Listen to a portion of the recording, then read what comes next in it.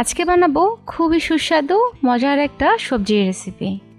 আর তার জন্য আমাদের লাগবে পটল, কুমড়ো আর চিংড়ি।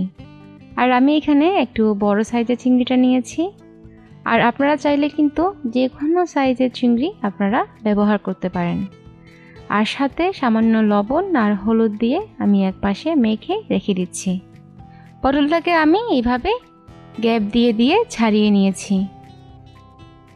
আর ছোট পটল হলে 2 টুকরো করে নেব, আর এর চাইতে বড় সাইজের হলে 3 টুকরো করে কেটে নেব। আর কুমড়োগুলোকেও আমি সেমভাবে গ্যাপ দিয়ে দিয়ে স্কিনটা ছাড়িয়ে নিয়েছি। আর সাইজটাও পটলের সাইজের মতো করে কেটে নিয়েছি। এবার একটা প্যানে প্রথমে আমি চিংড়িগুলো ভেজে নেব। আর চিংড়িগুলোকে বেশিক্ষণ ভাজার দরকার নেই, মোটামুটি 1 মিনিট থেকে 1.5 মিনিটের মতো ভাজলেই আমাদের চিংড়ি ভাজা হয়ে যাবে।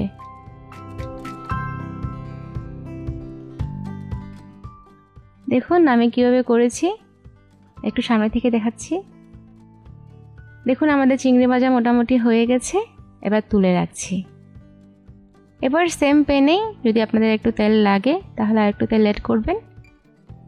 আর আমি সেম তেলেই বাকি সবজিটা রান্না করব। প্রথমে দিয়ে দিচ্ছি দারচিনি আর এলাচ, সাথে দিচ্ছি 2 থেকে 3টে তেজপাতা। আর গরম মশলার গন্ধটা আসা পর্যন্ত আমি একটু নেড়ে চেড়ে নেব। 30 সেকেন্ড থেকে 1 মিনিটের মতো। হাফ কাপ পেঁয়াজ আমি 1 মিনিটের মতো ভেজে নেব।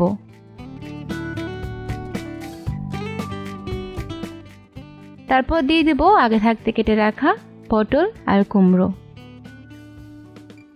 এখন পটল আর কুমড়োগুলোকে আমি মিনিট 6 ভেজে নেব। তবে মনে রাখতে হবে এই মুহূর্তে চুলার জালটা একদমই অল্প থাকবে, তা না হলে দেখবেন পেঁয়াজ পুড়ে যেতে পারে। আমরা একটু হালকা ভেজে নিচ্ছি যাতে আষ্টে গন্ধটা না করে। তারপর সব গুঁড়ো মশলাগুলো আমি অ্যাড করে দেব। দেখুন আমি যেভাবে ভেজেছি এতে পেঁয়াজ বা পটল কোনোটাই কিন্তু পুড়ে যায়নি।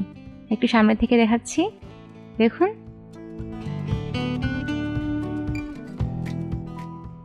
আচ্ছা, এবার আমি সব গুঁড়ো মশলাগুলো অ্যাড করে দিচ্ছি।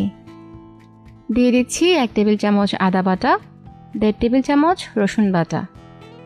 চিংড়ির যে কোনো তরকারিতে রসুনের পরিমাণটা একটু বাড়িয়ে দিলে খেতে ভালো লাগে।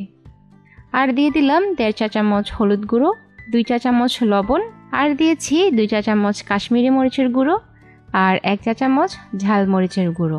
আর দিচ্ছি হাফ টেবিল চামচ জিরে গুঁড়ো, হাফ টেবিল চামচ ধনে গুঁড়ো। এবার আমাদের সব মশলা দেওয়া শেষ, ভালোভাবে কষিয়ে নিচ্ছি।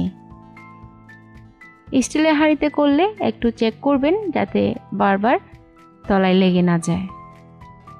আমি এবার সবজিগুলো ভালোভাবে কষিয়ে নেব। আর মাঝে যদি আপনাদের একটু জল লাগে তাহলে অবশ্যই অ্যাড করবেন আর ভালোভাবে কষিয়ে নেবেন। কষাতে আমার প্রায় 7 থেকে 8 মিনিট সময় লেগেছে। এবার দেখুন সবজির সাথে সাথে আমাদের মশলাটাও ভাজা ভাজা হয়ে গেছে আর তেলটাও উপরে উঠে গেছে। এখন দিয়ে দিচ্ছি আগে থাকতে ভেজে রাখা চিংড়িগুলো। এবার চিংড়ির সাথে আমি 1 চা চামচ চিনিও দিয়ে দিলাম। চিনিটা দিলে সবজিটা খেতে বেশি ভালো লাগবে, তবে আপনারা চাইলে বাদও দিতে পারেন। এখন আমি পরিমাণ মতো সবজিটা সেদ্ধ হওয়ার জন্য জল দিয়ে দিচ্ছি। এখন যদি আপনারা ঝোল রাখতে চান তাহলে একটু পরিমাণে জলটা বেশি দেবেন, আর যদি একদম মাখা মাখা খেতে চান তাহলে অল্প পরিমাণে জল দেবেন। রান্না করব পটল আর কুমড়ো ভালো মতো সেদ্ধ না হওয়া পর্যন্ত।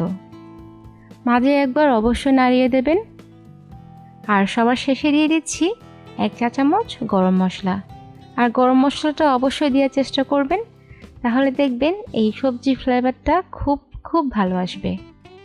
দেখুন সবজির কালার, টেক্সচার, বিশেষ করে এই সবজির স্বাদ দারুণ হয়েছে। আপনারা অবশ্যই বাড়িতে বানাবেন আর আমাকে কমেন্টসে জানাবেন কেমন হলো। আর যদি আপনারা চিংড়ি দিয়ে শসার রেসিপি পছন্দ করেন তাহলে এই রেসিপিটি দেখতে পারেন। Thank you.